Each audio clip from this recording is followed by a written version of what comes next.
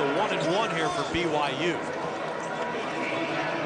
Newcomer, the throwback guy. I mean, one of the few guys I've seen in college basketball that wears like the two dark-colored sweatbands around the wrist. 80% free throw shooter. He's exerted a lot of energy. These aren't going to be gimmies for Mr. Cummert. There he is. That Spider-Man.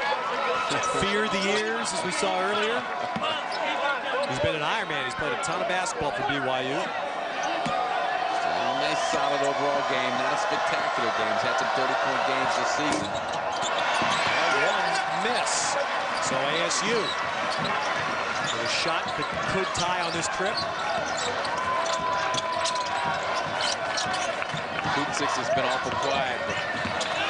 Harden got the right.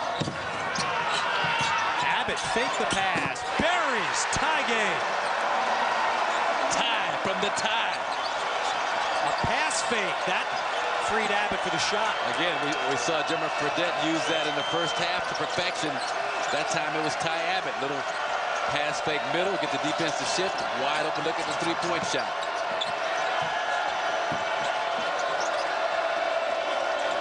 You want a timeout here if you're Dave Rose. You can let your guys kind of play through this, figure things out for themselves. Looks like that's what he's going to do with 9 seconds on the clock. Fredette got all the way in. Nicely done by Jimmer Fredette. The control and toughness of Jimmer Fredette on that move is something to behold. It's Herb Sendek that's going to take the tie. Now watch the pass fake by Ty Abbott. Going to fake the pass right there toward the middle of the floor. You see the defense shift. No one there to contest. And then Fredette with the shot clock winding down. Now watch the body control there. Avoids the defensive player Kuksik. And then has the body control to kiss it softly off the glass. Two outstanding plays on the part of Fredette and Ty Abbott at the other end. All right, so Bobby McCroy, you see Bobby, the lead officials, come over to our position here, and they're going to check video on a three-point line. Is it the Abbott three? Shot. It is the Abbott three. It's the white line, and yes, it is. And they're going to have to probably look at that a couple of times. Hard to tell that first one. There's your shot. There's your view right there. Yeah, that's a three. And that's all Bobby McCroy. That's all he needed to see. Yep. I believe BYU may have questioned that, may have asked for that video review.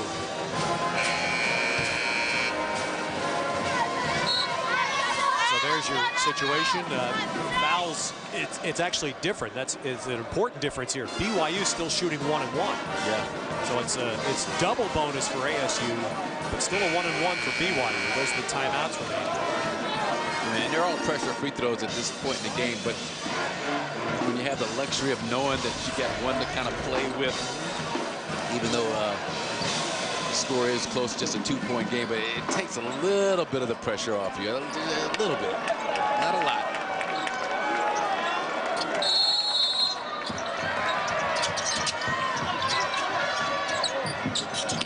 ASU Glasser wisely going back, using the court to get the inbounds. Glasser, Abbott, Harden, Kuksik, and Pendergast. Starting 5 on the floor for ASU. Buo doing a nice job initially denying Harden. And out there on the hedge, Chris Miles are going to make Harden give it up. Aggressive hedge, get it out of his hands. Kuksik taking it in.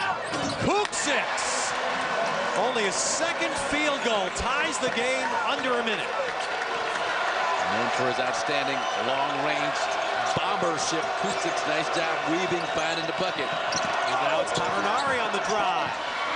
Volleyball. It's Glasser slamming into the court, and Ty Abbott for ASU. And Herb Sendek is again going to call timeout, and does. They can't run the game. As you see, there's a little over 2-second difference, but it can come close to getting the last shot. Got to get that last shot, and you know where it's got to go. As Kuksik does a nice job here on it. They chase him off that three-point line. Tavernari does, and he's going to weave, wind, and then take that long 1-2 step, jump off the left, and kind of regain his balance to knock the shot down to tie this thing up. And then just a scrum for the basketball at the far end as Tavernari takes it in strong, but can't come up with 2 points.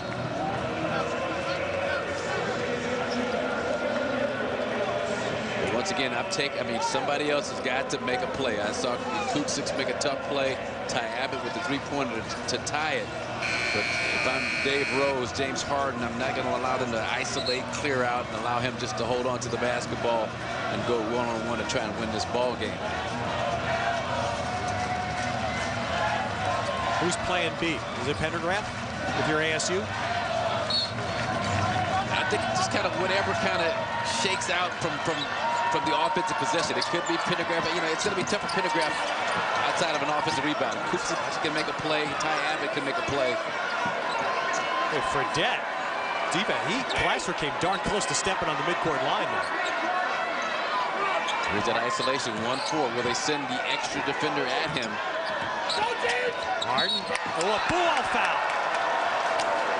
Well, I'll tell you, that is some decision to be that aggressive, take a swipe at the ball and risk the foul. Not a good decision. You just want to be solid right there. You got him at midcourt.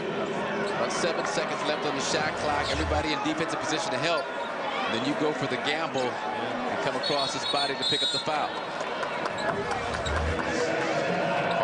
Harden and Tabernari having words as the game has heated and intensified here down the stretch.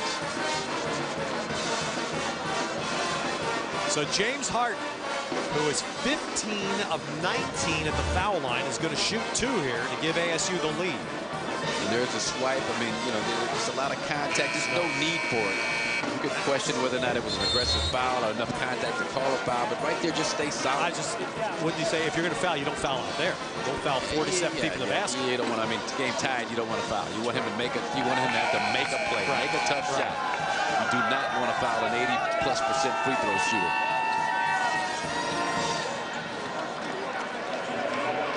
ASU has no timeouts left. BYU does have 1, so whatever happens, they can advance to front court and take timeout.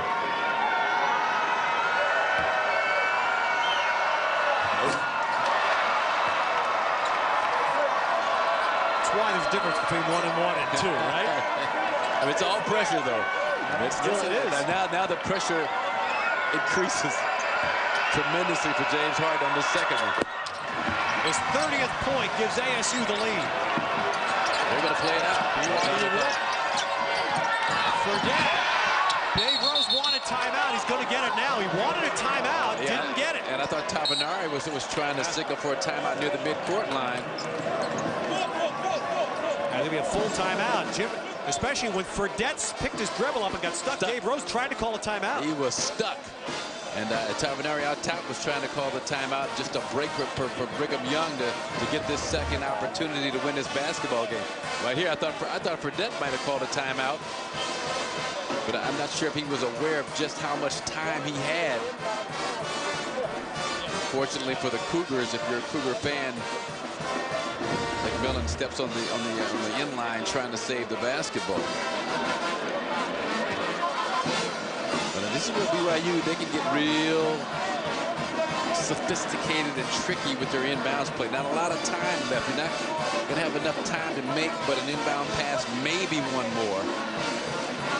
But they do some very innovative things on inbounds plays in terms of hard cuts to the baskets, back screen and rolls, back screen and lobs. And then you've got to be aware of Tabernari peeling off, get an open look right around that three-point line or in. You don't need him to shoot a three-pointer, obviously up by or down by 1. So you've got a multitude of weapons if you're Brigham Young. A Fredette, get it in, get it right back, pop it to the corner. Something else to look at. All right, now we're set to go. Last play. Tabernari lost it. Tipped. Good! Oh, boy, you got to look at that. That's going to be on You got to look at that. That will be reviewed. That will be close. I don't think it's going to count.